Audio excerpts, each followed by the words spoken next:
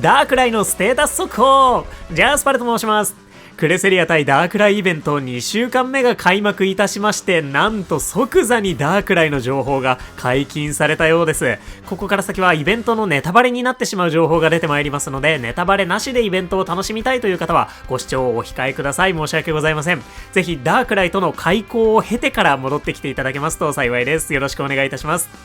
ということで、ダークライのステータス、そして出現方法などを見ていきたいと思います。伝説のポケモンではなく、幻のポケモンと呼ばれるダークライ。完全に常識破りのステータスでした。それでは参ります。ということで、もういきなりステータスから入ってしまおうと思います。衝撃的なダークライのステータス、こちらとなっているようです。得意なもの、オール。すべてです。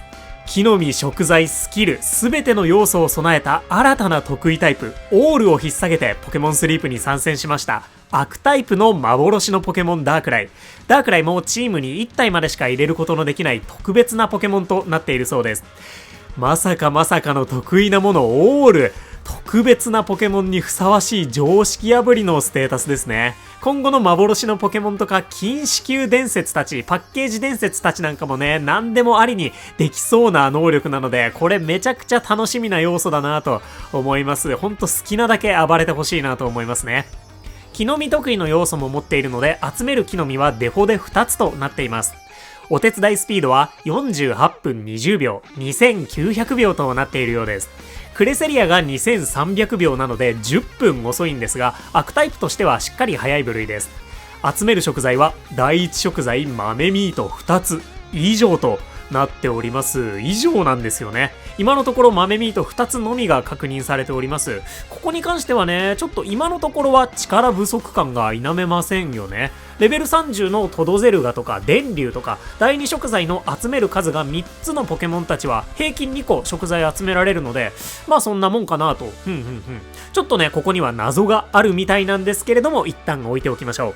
そしてメインスキルは専用スキルをバッチリ持ってきております。ナイトメアエナジーチャージ M が使えるようです。ポケモンスリープでまさかナイトメア、悪夢が実装されるとは思いませんでしたね。専用技のダークホールは残念ながらポケモンスリープでも禁止技となるみたいです。そんなナイトメアエナジーチャージ M、ポケモンスリープ初のデメリット付き高火力スキルとなっております。効果の基礎値はこちら。レベル6では一発で 13,638 エナジー稼げるみたいです。ここにフィールドボーナスが乗るはずですので、なかなかはちゃめちゃなエナジー稼ぎ出しそうです。初心者でこのエナジーを体験しちゃったらちょっと帰ってこられないような気もするんですが、大丈夫なんでしょうかね。通常エナジーチャージ M の2倍以上というとんでもスキルとなっているんですけれども、デメリットがございます。発動するとお手伝いチームの悪タイプ以外のポケモンの元気が12減ってしまいます。12です。元気オール S レベル5でようやくカバーできるような、そんな元気量を持っていかれるということでありまして、おそらくスキルストックもスキルタイプのね要素を合わせ持っているのでするんじゃないかなと思うので、朝一2連発で発動した日はいきなりね、悪タイプ以外は元気80を割り込んでのスタートとなってしまいますね。まあおそらくそこまでスキル率が高いスキルではないんじゃないかなと思わないでもないので、まあさすがにだとは思うんですけれども、超強力なヒーラーであるとかラウドボーンクラスの自己回復力なんかがあれば、デメリットを打ち消しながらお手伝いすることができるのかもなーなんて思いますね。いやちょっと元気減少のデメリット、これ面白いなと思いましたね。本当にいいとこついてくるなと。残念ながらね、ダークライとクレセリア、お互いに特別なポケモンなので、同時に編成することはできませんので、ここに来てまたさらに元気オール S の評価が上がることになったのかもしれませんね。今後も元気減少デメリット付きの大技は出てくるかもしれないですね。ちょっと注目しておきたいところです。そんな使いこなせないと悪夢となってしまうナイトメアエナジーチャージ M でした。これモノマネで使うのもなかなか難しそうですし、本当にいいスキル、いい調整だなって思いますね。マジでね、ポケモンスリープのスキル制作班さん絶対天才がいますよね。まあ前々からですけどね。さて続いて最大所持数が28個となっています。お手伝いスピードに対して、この28個っていう基礎値はめちゃくちゃ高いんですけれども、何分得意なものオールなので、これが高いのか低いのかっていうのはいまいち判断のつかないところではありますね。パッと見正直足りないような気もするので、お休みリボンだったりはつけてあげたくなりそうです。そしてゲットするために必要なフレンドポイント25なんだそうです。30じゃないみたいなんですよね。海竜バンギラスと同じく25です。確かにね、本家ゲームの種族値合計は600で海竜バンギラスと一緒なので、そこに違和感はないんですけれども、これだけ性能モリモリでフレンドポイント25でやってけてるのっていう不思議が残ります。ただダークライ、海竜たちフレンドポイント25族とは異なるさらに一つの悪夢を持っているみたいです。育成のために必要な経験値、海竜バンギラスは通常ポケモンの 1.5 倍でしたよね。クレセリアたち伝説のポケモンは 1.8 倍でした。じゃあダークライは 1.5 倍タイプなのかなと思いきや、なんと 2.2 倍 2.2 倍です。得意なものオール。こうでもしないと強さが抑制できないのかもしれませんね。なかなかとんでもない仕様となっているみたいです。レベル25からレベル60にするにはおよそ95,000EXP が必要です。もうほぼ10万と言ってもいいんじゃないでしょうかね。飴に換算するとおよそ3800個120万かけらが必要になるほどとなっております。これはこれまでの伝説ポケモンたちの EXP 獲得量ダウン性格よりもきついです。ということでダークライ、育成に関しては悪夢を見なくてはいけないみたいです。私ね、生意気なスイ君を育成しているんですけれども、レベル50ですらなかなかきつかったんですよね。無課金的にはダークライの育成となればほぼほぼアメブーストも必須となるでしょうから、育成に際してはアメもカケラもオールインする必要があるのかもしれませんね。いやもう本当にとんでもないの出てきたなって感じです。こういった要素によってうまくバランスが取られているということなのかなと思います、多分。いやーもう本当に凄まじいエンドコンテンツ味を感じますね。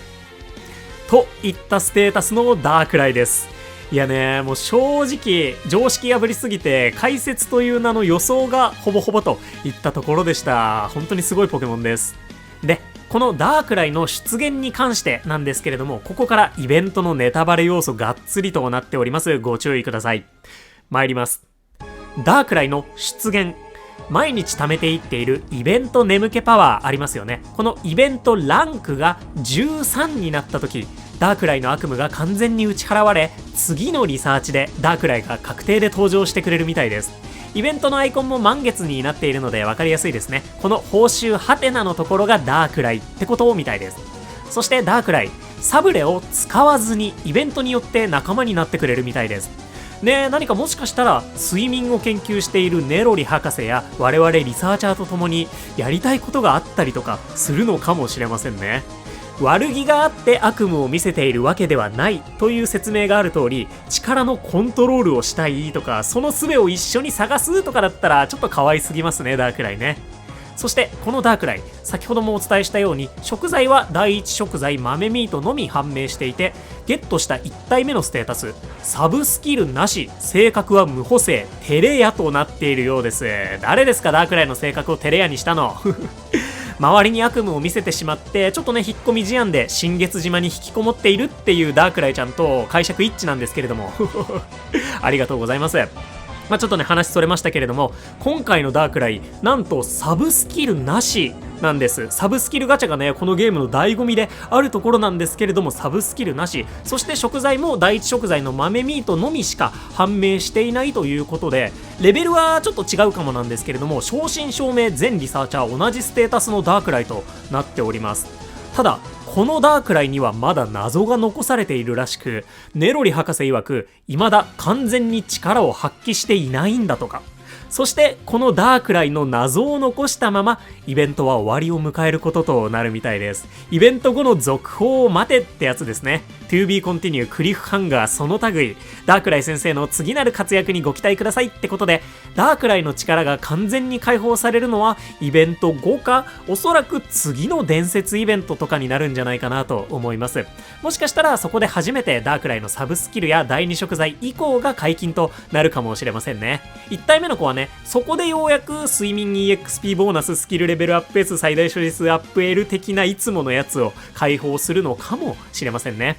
また本格的な厳選もそこでできるということになるんだと思います。ってことで、アクタイプが活躍する伝説イベントだったり、アクタイプウィークミニアメブーストが来るかもしれませんね。昨年は来航イベントの後1ヶ月ちょっとで炎帝イベントとなっていました。来航イベントから2週間空けてサラダ 1.5 倍のフラワーフェスティバル、そこからさらに1週間空けて炎タイプウィーク、1週間空けて炎帝リサーチイベントと、似たようなスケジュールで進行するのであれば、5月にアクタイプウィーク、5月末か、6月前後でダークライイベントとなるんでしょうかね。もしね、アクタイプウィークが来るのであれば、これまで通りミニアメブーストも来るはずでしょうから、早速クレセリアのミニアメブーストチャンスとなるかもしれません。のでね、なんとなく予想や準備はしておいてもいいかもしれませんね。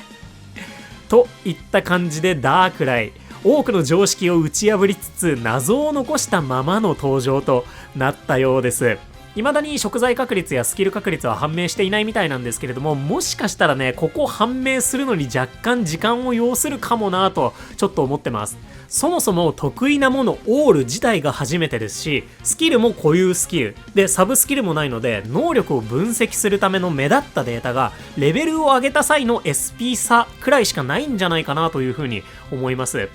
とはいえなんやかんやうまいことを過程だったりを交えつつ検証分析してくれることと思いますので、計算得意ニキネキたちの活躍にも期待させていただこうかなというところであります。今のところの超ざっくりパル予想は、食材確率 24.5%、 ちょっと高め、スキル確率 3.6%、 低くはないくらいとかにしておきましょうかね。いや、もうちょっとわかんない。全然わかりませんね。強すぎるかな、これね。これはマジで雰囲気で言っているので何も当てにはならないんですけれども、完全体となったダークライが果たしてどのようなステータスとなるのか、何の食材でどんなサブスキル構成が輝くポケモンなのか、今からね、検証結果だったりが楽しみでありますね。そんなダークライのステータス速報でした。いや、本当にめちゃくちゃ楽しみなポケモンが出てきてくれたなーって感じです。今後ね、幻のポケモンと呼ばれるポケモンたちがみんなこうなっていくのか、そしてダークライの謎はどうなるのかだったり、皆さんの評価やイベント予想など意見感想コメントお待ちしております。まずはね、目の前のクレセリア対ダークライイベント2週目も楽しみ尽くして参りましょう。ということで、ここまでご視聴いただきまして誠にありがとうございました。お相手パルでした。よろしければ動画にグッド、そしてチャンネル登録していただけますと動画制作の励みとなります。いつも本当に応援ありがとうございます。それではイベント2週目、皆様が無事ダークライと出会えることを祈っております。また次回の動画でお会いいたしましょう。またね、バイバーイ。